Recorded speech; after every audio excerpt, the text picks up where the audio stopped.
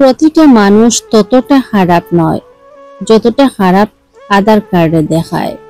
প্রতিটা মানুষ দেখতে ততটা ভালো নয় যতটা ফেসবুকে দেখায়। ছেলেরা ততটা খারাপ নয় যতটা তার বউ তাকে ভাবে, আর ততটা ভালোও নয় যতটা তার মা তাকে ভাবে।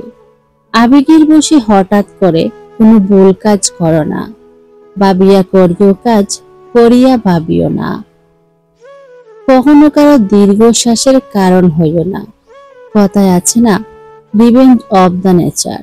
মানুষ ছাড় দিলেও প্রকৃতি কখনো ছাড় দেয় না, কারণ সৃষ্টিকর্তা সবার, আপনার একার না। বুদ্ধিমানেরা তখন কথা বলে যখন তাদের কিছু বলার থাকে। বোকারা কথা বলে কারণ তারা ভাবে তাদের কথা বলতেই হবে। খারাপ হওয়ার জন্য ভালো কাজ না করে হাত গুটিয়ে বসে থাকাই যথেষ্ট। অন্যের অটোগ্রাফ সংগ্রহ না করে, সময় নষ্ট না করে নিজেকে বরং উপযোগী করে তোলা, যাতে অন্যরা তোমার অটোগ্রাফ সংগ্রহ করে। জীবনে কখনো মানসিকভাবে ভেঙে পড়া যাবে না। বাজ পাখি প্রায় 70 বছর বাঁচে, কিন্তু মাত্র 40 বছর পরেই বাজ পাখিকে বাঁচার জন্য জীবনে কিছু কঠিন সিদ্ধান্ত নিতে হয়। ওই সময়টাই তার শরীরের প্রধান 3টি অঙ্গ দুর্বল হয়ে পড়ে।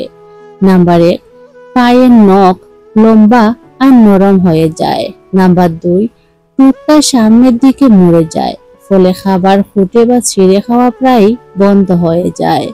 নাম্বার 3, দানা ভারী হয়ে যায় এবং বুকের কাছে আটকে থাকার দরুন ওড়ার ক্ষমতাও সীমিত হয়ে যায়।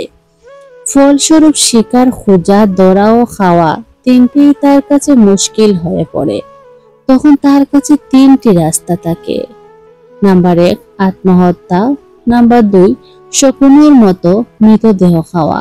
নাম্বার 3, নিজেকে পুনরাস্থাপিত করা। বাস তখন করে কি, ও একটু উঁচু পাহাড়ে আশ্রয় নেয় আর সেখানে বাসা বাঁধে আর শুরু করে নতুন প্রচেষ্টা। সে প্রথমে তার ঠোঁটটা পাথরে মেরে মেরে ভেঙে ফেলে এবং এর থেকে কঠিন যন্ত্রণা তার কাছে আর কিছুই হয় না। একই রকম ভাবে নখগুলো ভেঙে ফেলে আর অপেক্ষা করে নতুন নখ আর ঠোঁট গজানোর। নখ আর ঠোঁট গজালে সে তার ডানার সমস্ত পালকগুলোকে ছিঁড়ে ফেলে। একই রকম ভাবে অপেক্ষা করতে থাকে নতুন পালক গজানোর। 150 দিনের যন্ত্রণা আর প্রতীক্ষার পর সে সব নতুন করে পায়। প্রায় আবার সেই লম্বা উড়ান আর কৃপতা।